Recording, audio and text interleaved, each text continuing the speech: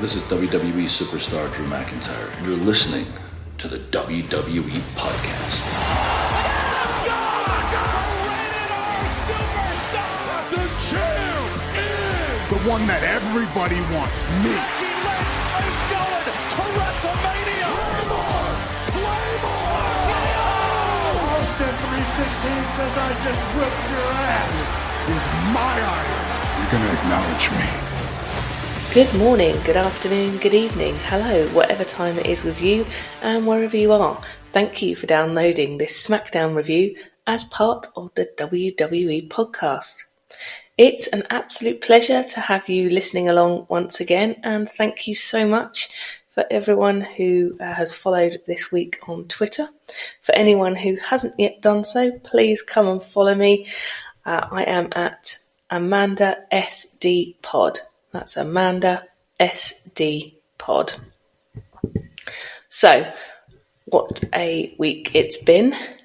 I am mourning the end of the Olympics and trying to remind myself what I used to do before 14 hours of live sport a day. This week, the English Premier League begins, which is football for anyone who doesn't know, or soccer for those of you in the US. And as always, I am filled with optimism before a ball is kicked. Unfortunately, probably only to be inevitably put through the ringer all season before seeing Spurs knocked out of the League Cup in the fourth round, obviously so we can concentrate on the league. Knocked out of the FA Cup, probably to Chelsea, only to choke sometime around February, missing out on any kind of silverware again for what will be our 16th trophyless year.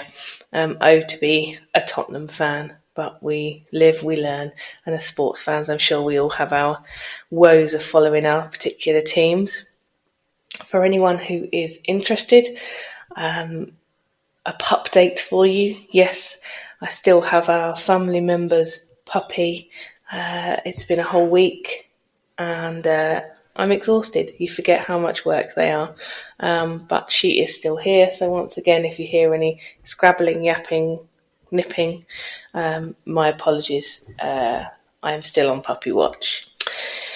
So to some more wrestling type chat. We had a great Raw on Monday. Really enjoying the whole product at the moment, I have to say. And I'm particularly enjoying the stuff between the New Judgment Day, Rhea and Damien. Really looking forward to seeing how that keeps on progressing. And I want to see some more in-ring stuff from the members of the Wyatt Six. But yeah, absolutely loving it. So let's get started with the reason you're all tuned in, which is the review of the SmackDown that aired on the 16th of August from Orlando, Florida. And I know you're all incredibly interested. Usually I haven't even heard of the places that we come from in the US because my US geography is just dire. But I'm delighted to report that I have been to Orlando, Florida, obviously. I'm pretty much sure everyone in Europe has been there to visit Disney World and all the other parks. So yeah, been there, know that one. So we start off with a recap of last week's show, and specifically the Bloodline angle. We see, again, Roman destroy the Tongans and the face-off between Solo and Roman. We then switch to some live action. We see Solo arrive, and Corey tells us that Roman is also here tonight. So it's excellent to see he's put in a shift since his return. That's 3 times we've seen him, including tonight, which is great. Love it. Apparently Solo is going to finish what he started. I don't think so. We've only really just begun on this angle. We go to the ring first off, which is all decked out in pink unicorn balloon towers. And Tiffany Stratton is waiting with Pretty Deadly for the Nia Jax Championship party. Tiffy has a microphone, and even the microphone has got pink decals on it, which is a nice touch. She brings down the Queen of the Ring, WWE Champion Nia Jax, and Nia is being rolled in on a massive movable throne, which actually she looks pretty awesome. It's a good image. Corey asks Wade how this compares to the actual royal family in the UK. Wade says it's much better than anything the British royals do. I'm pretty sure that's treason.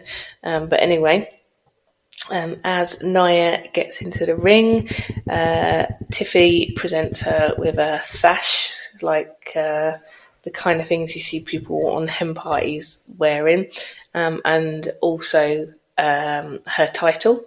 And the crowd start booing pretty loud as Nia tries to speak. Nia says it's an awful lot of pink, which is a very fair point. And that she appreciates Tiffy, but this isn't really her style. She says her style is more destruction, which she proved at SummerSlam when she destroyed Bayley. She proved she was a woman of her word, and now she is not only Queen of the Ring, she's champion, and the whole locker room needs to bow down to her. She says she wants to start with Tiffany, and that Tiffany needs to bow down. Tiffy says to Nia that's why she's brought Pretty Deadly with her. I love them, by the way. I don't know if I've mentioned it. They are going to sing a song, and then they're all going to bow down to her. At this point, Pretty Deadly actually do start singing, which is totally cringy. I thought we were going to get like what they used to do with Elias, where he strums the first few bars and then someone interrupted him. But no, we've gone into a full-blown song and dance number, and it's not great. I thought Nia was going to smash him in the face as soon as they started, but actually looks like Nia's trying really hard not to break character and laugh. Finally, thank God, here comes Mi Chim. She's got a kendo stick, and she lays into Pretty Deadly, Tiffy and Nia, driving them all from the ring, which is a blessed relief because Pretty Deadly singing and dancing was pretty shoddy. Totally loving Mi Chim's new look and new attitude. I think they've made some small tweaks to her look specifically, which makes her a lot more relatable, a lot more likeable, and obviously she's a bit more ruthless and a bit more go-getting her with her attitude. I really hope that WWE are starting to use her a bit better, and look forward to seeing how this story unfolds. But strong start. We then go backstage where we see Naomi, Jade and Bianca watching events on the TV. And they're talking about how they're going to celebrate when they win back the tag titles, and that Naomi has a match tonight with Blair Davenport. At this point, Carmelo Hayes randomly walks past them, letting us know that he's here this week and has got something coming up. He then has an interaction with the three girls, Jade, Bianca and Naomi, saying he hears them talk about a party, and there will be a party when he beats Andrade. Jade says, good luck, isn't Andrade already 2 up on him? To which Carmelo says, when they walk away, yes, but at least they're watching my matches. And that brings on our first in-ring action tonight, our first match. As Andrade makes his entrance, Wade says that he is not happy at the moment because he feels that he should be the number 1 contender, but Carmelo ruined that. And Wade reminds us that this is a long-standing rivalry. I mean, define long-standing, but I guess relatively speaking, it's a long-standing rivalry.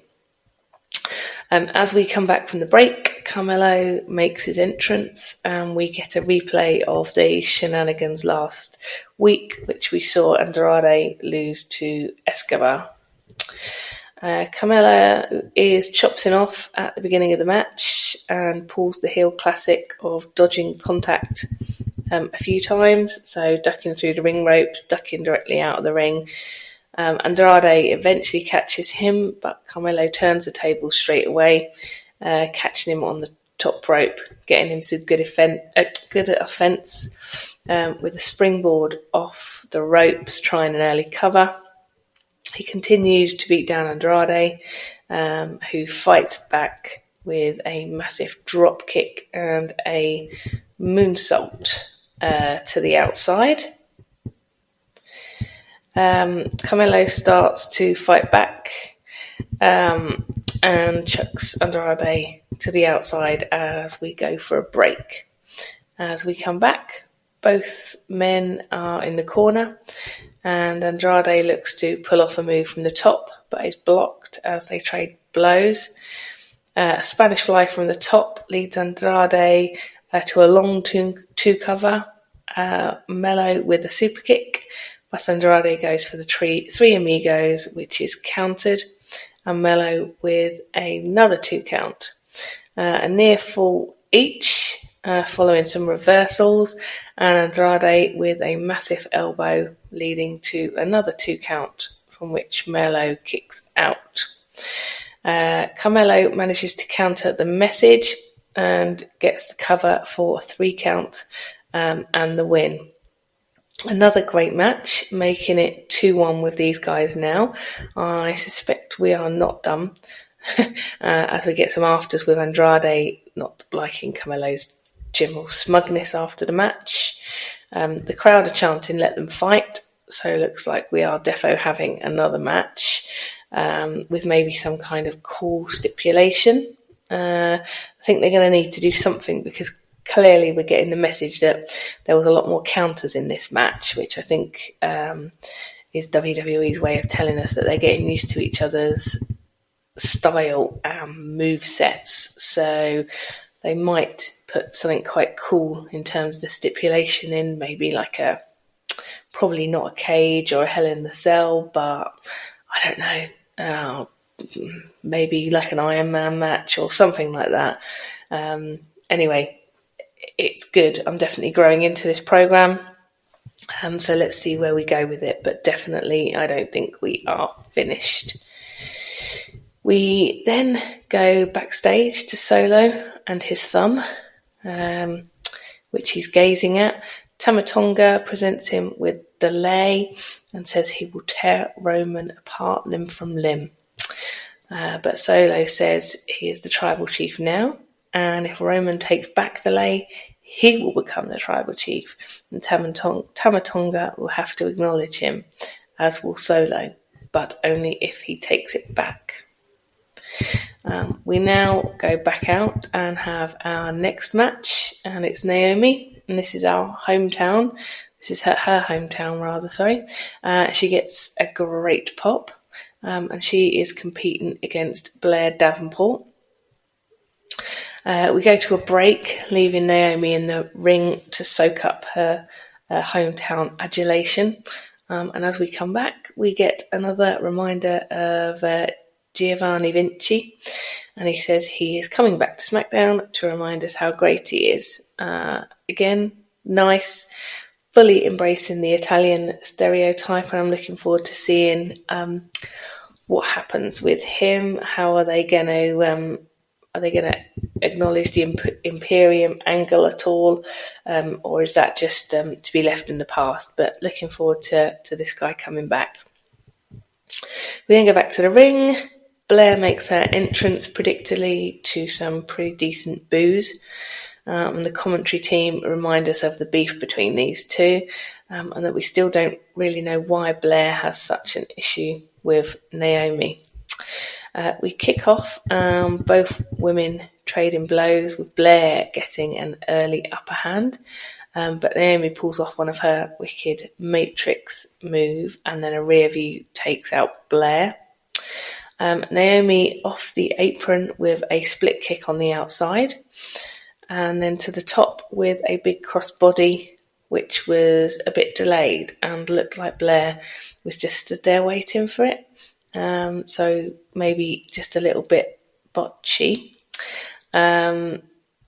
Takes down Blair, and Blair kicks out as we go for the break.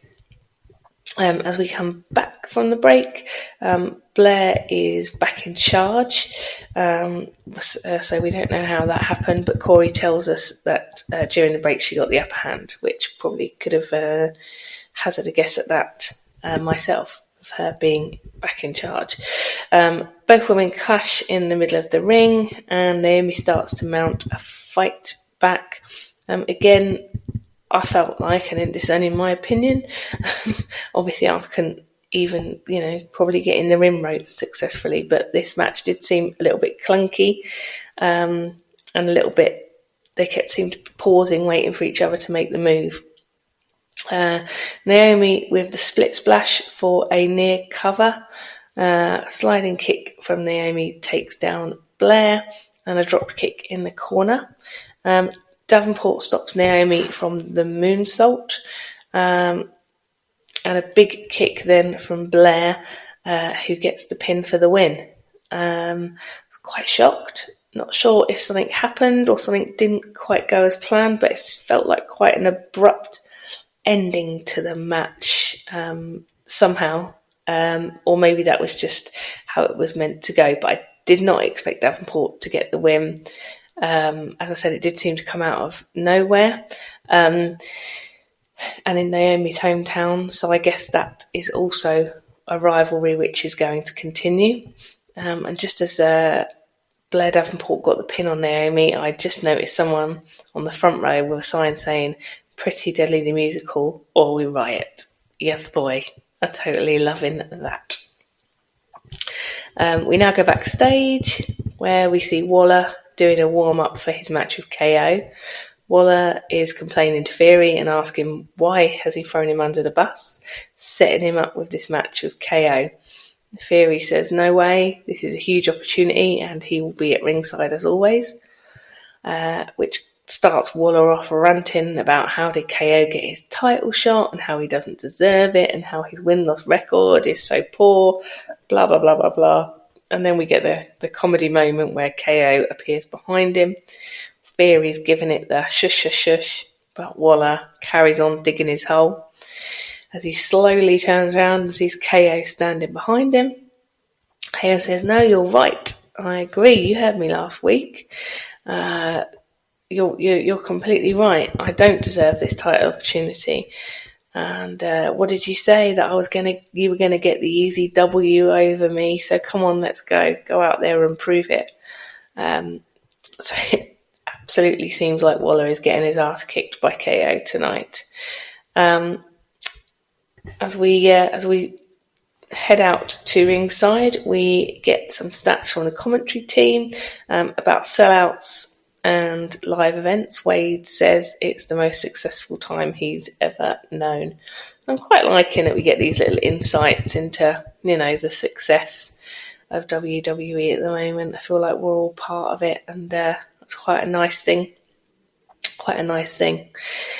So now KO makes his entrance, and he looks blooming furious.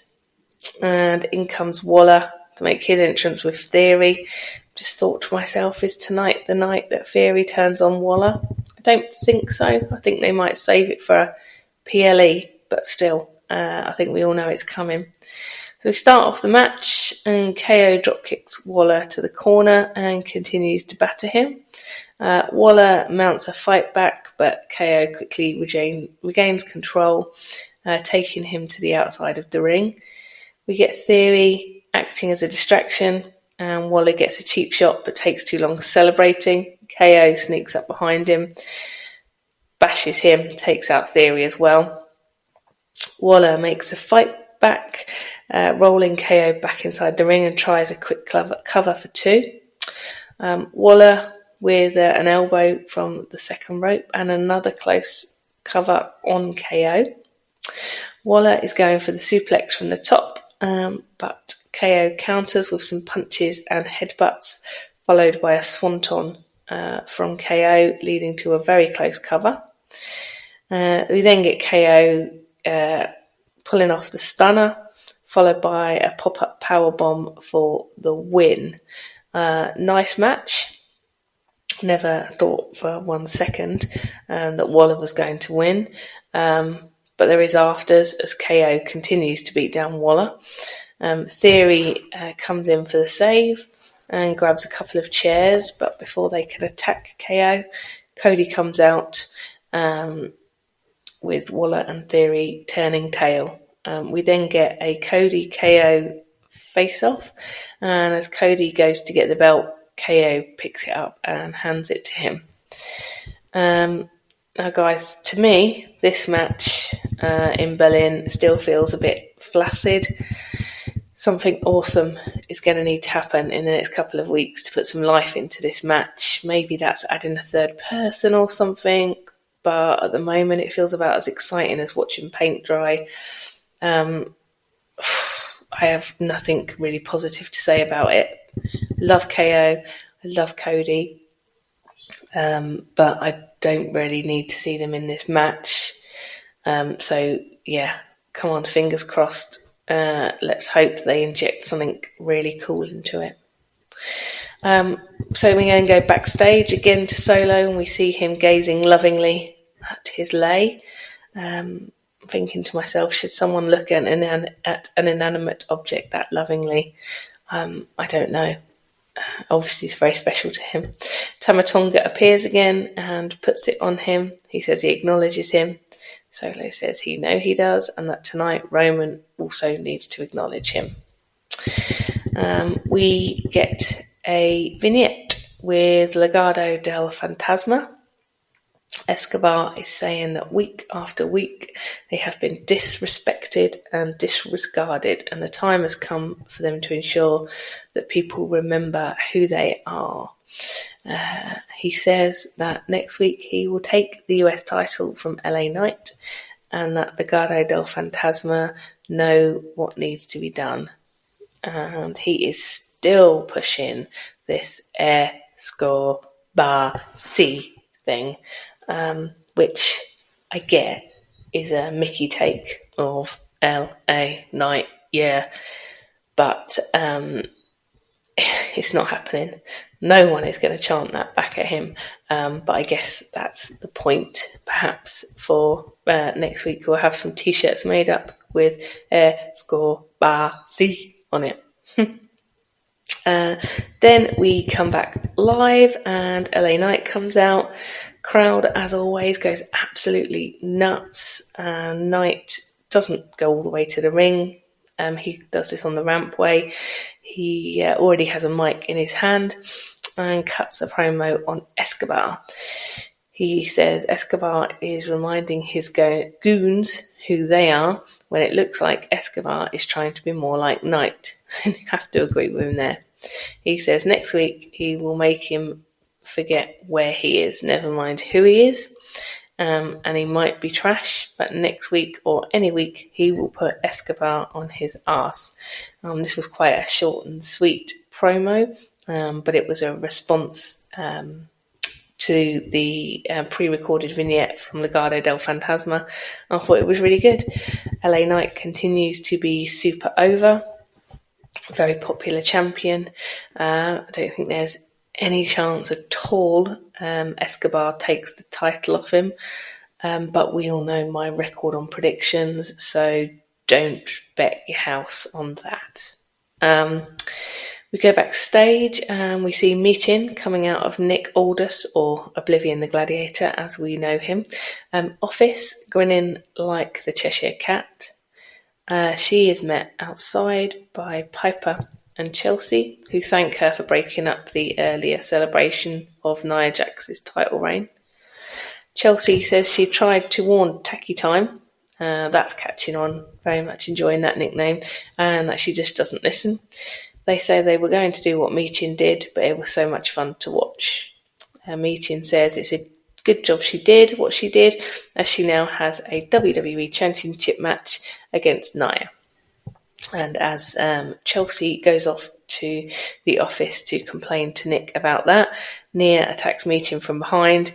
Nick comes out, breaks it up, and takes Nia into the office. So that's quite a nice early payoff there. Again, not sure that Michin has much of a chance against Nia. But once again, let's not listen too hard to my predictions, and actually maybe that the whole Michin Nia thing is just a vehicle for Tiffy time, or Taki Tiffy's cash in her Money in the Bank contract, because they seem to be sowing some seeds of disquiet between them this week, with Nia complaining about the pinkness and insisting that Tiffy and Pretty Deadly bow down to her. So I'm wondering if this is just a vehicle for that. But watch this space. Let's see how we go. So straight back out to the ring, we have the number one contender decider for the Tag Team Championships. And this is the Street Profits versus DIY. Both make their entrances, and the match starts with Montez and Gargano tying up in the ring. They spend the first minute or so countering each other's moves, and that ends in a handshake as we start things properly. Ciampa comes into the ring with Dawkins. Dawkins outpowers Ciampa by a couple of great moves and a tag. Montez and Johnny are in, and the Profits are in charge, and to be honest are looking pretty great. As we come back from the break, Johnny is in the ring, and it's quite annoying because he seems to be in charge, and that's not where we left it, but I'm going to stop whinging on about that. Montez counters and causes DIY to take each other out, and then Dawkins is in. The Street Profits with a massive double team and a near cover. Dawkins up to the top with a swanton, which misses, and then he gets hit by a running knee from Ciampa. Ciampa with the tag to Gargano and a double team to Dawkins, which Dawkins powers out of and slams Gargano. Ciampa grabs Montez's ankle, and both Gargano and Montez set up to fly out of the ring on opposite sides to take out the respective other tag team partner. We then get Gargano and Montez one-on-one in the ring, trading blows and trading kicks. We get a near cover for Johnny as we go to the break. And as we come back, we have Ciampa in the ring. Seems to have retained DIY's advantage. Ford with a zigzag, and he goes off the top with a 450, which is spectacular. Ciampa, though, gets his knees up and a shatter machine from DIY. Dawkins just breaks the count. Montez with a huge jumping knee and a double team from the Profits. Again, Johnny breaks the count. Ciampa and Dawkins are left in the ring, but Johnny with a blind tag. Ciampa hits the fairy tale ending, of which Dawkins somehow kicks out and manages to counter the spear. And the Street Profits hit the super blockbuster move and get the cover for the win, which makes the Street Profits the number one contenders for the tag team titles. The match is on next week's SmackDown, which should be awesome. This was actually a great match, and this version of the Street Profits with B-Fab are blooming brilliant. I like it. They are a bit more aggressive. They are in the grey area between face and heel. So yeah, that should be good. Again, don't know if they will win the titles, but once again, let's not pay too much attention to what I think. At this point, we get a look at next week's card. We have a 6-woman tag, Naomi, Jade and Bianca versus Isla Dawn, Alba Fire and Blair Davenport, which again should be a great match. All women are doing well at the moment. And we have LA Knight versus Escobar for the US title. So next week's show already shaping up to be pretty awesome. We then get Solo's music hits, and down he comes to the ring with Tama Tonga. Where's the rest of them? Either out injured or hiding to attack later. Probably hiding to attack later, I'd say. So when we get back from the break, Solo is in the ring and tells Orlando to acknowledge him. Once again, they decline politely and just boo him instead, cheering for the OTC, the original tribal chief. He says he sees how it is, they don't want to acknowledge him, but he knows one man who has to, and that is Roman Reigns. And he calls him out and says if he wants the lay, he should come and get it back. Roman's music hits and the crowd pops massively. He is still on his own, no sign of the OG bloodline yet, which actually, when you think about it, is pretty cool. He's showing that he doesn't think he needs their help yet. Solo hands the lei to Tama Tonga and orders him out of the ring. But note, he doesn't go. He just hangs out in the corner. They start to trade blows in the ring. But as soon as Roman gets the upper hand, Tama Tonga attacks him. Roman quickly overcomes him and sets up the announce table to put Tonga through. But Solo from behind starts to beat down on Roman. Corey makes a point to say that Roman is succumbing to the numbers game, which served him so well over the years. And I think surely that's a huge signpost that the OG bloodline will be back to help soon. Solo goes for the spike, but Roman counters and gets a massive Superman punch and a spear to Solo. Roman goes for the lei and puts it on to huge cheers from the crowd. But then Jacob Fatu from nowhere takes out Roman. He's still got his boot on, so presumably still selling their ankle or foot injury, whatever it was from SummerSlam. So he's absolutely annihilating Roman in the ring. He's in his normal brutal fashion. And now Solo and Tama Tonga are back in the picture, and Roman gets put through the announce table. We end the show with Solo, Jacob Fatu and Tama Tonga stood tall with the ones up while Roman is laying on the floor next to them in the ring. Now, since Corey has mentioned the numbers game a couple of times in tonight's show, and that final image was so powerful, I think we can't be too far away from the OG bloodline return, maybe even in next week's SmackDown. We know how smart Roman is, because how long he led the OG bloodline and preserved his own title reign. We know that at the very least Heyman will be in his corner, but I do think we aren't far away from a full OG bloodline reunion. I absolutely loved this week's show again, guys. I feel like all the storylines are being progressed despite the next PLE being just around the corner, and I'm already looking forward to SmackDown next week. I'd love to know your thoughts on everything WWE, but obviously specifically SmackDown, and what you're thinking of these shows. Reach out to me on Twitter or X. I am at Amanda SD Pod. And that just about does it for this week's show once again. And as always, thank you for having me in your ears. Thank you for your comments and interactions. I really appreciate it. I hope you have a great week. And until next time, remember, be kind. Thanks for listening to the WWE Podcast. Don't forget to subscribe on your favorite podcast app so you don't miss a show, or head to WWEpodcast.com. And for all of these shows ad-free, head over to patreon.com/WWE Podcast. Until then, we'll see you next time.